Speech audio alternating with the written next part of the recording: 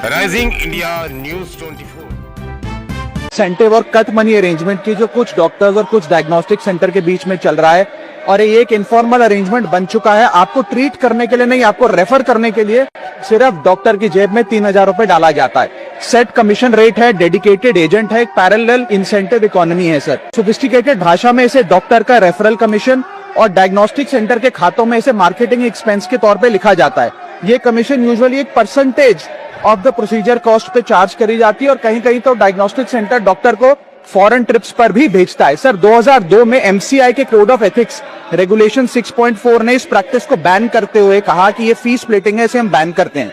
2023 में national medical commission ने registered medical practitioner regulation 2023 ने इसे स्पेसिफिकली बैन किया, रेफरल कमीशन कहते हुए, और 1 से 3 महीने की सस्पेंशन तक लगा दी।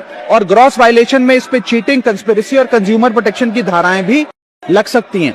सर ये जो कॉस्ट का बर्डन है, कट मनी का बर्डन, ये डायग्नोस्टिक सेंटर बियर नहीं करता, ये पेशेंट के इनवॉइस में, उसके बिल में बेक इन करके लगा दिया जाता है। Indian journal of medical ethics बताती है कि इससे मेडिकल बिल जो है, ट्रीटमेंट का बिल, वो 15 से 20% पेशेंट का कभी कभार बढ़ जाता है। सर इन्फ्लेटेड बिल भी प्रॉब्लम नहीं है, प्रॉब्लम ये है कि अननेसेसरी मेडिकल टेस्ट और ओवर रेफरल्स की एक प्रैक्टिस कहीं ना कहीं शुरू हो रही है। सर ये मांग जो है ये डॉक्टर्स के खिलाफ नहीं है, ये सिर्फ एक कट मनी रेफरल सिस्टम के खिलाफ है। हमारे देश के डॉक्टर्स को हम भगवान का दूसरा रूप मानते हैं। जब कोई जिंदगी मौत के बीच लड़ रहा होता है तो डॉक्टर उसकी उम्मीद की आखिरी किरण होती है और ज्यादातर डॉक्टर सर पूरी ईमानदारी से, लगन से, निष्ठा से पेशेंट्स की सेवा करते हैं। लेकिन कुछ डॉक्टर, सम डॉक्टर्स इस रेफरल सिस्टम में फंस गए हैं। इसीलिए मैं ये कहना चाहूंगा कि पेशेंट्स खास तौर पे रेड फ्लैग्स का ध्यान रखें। जब कोई डॉक्टर आपको एक स्पेसिफिक डायग्नोस्टिक सेंटर पे जाने के लिए मजबूर करे तो समझें। यदि वो इरिटेट या अनहैप्पी हो जाए कि आपने equally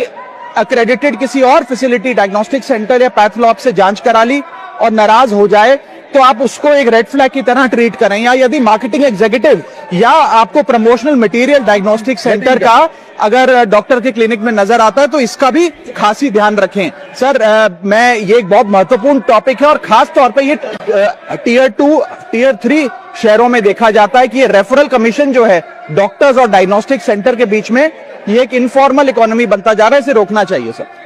rising India news 24 channel को सब्सक्राइब करें, लाइक करें और वीडियो को शेयर करें।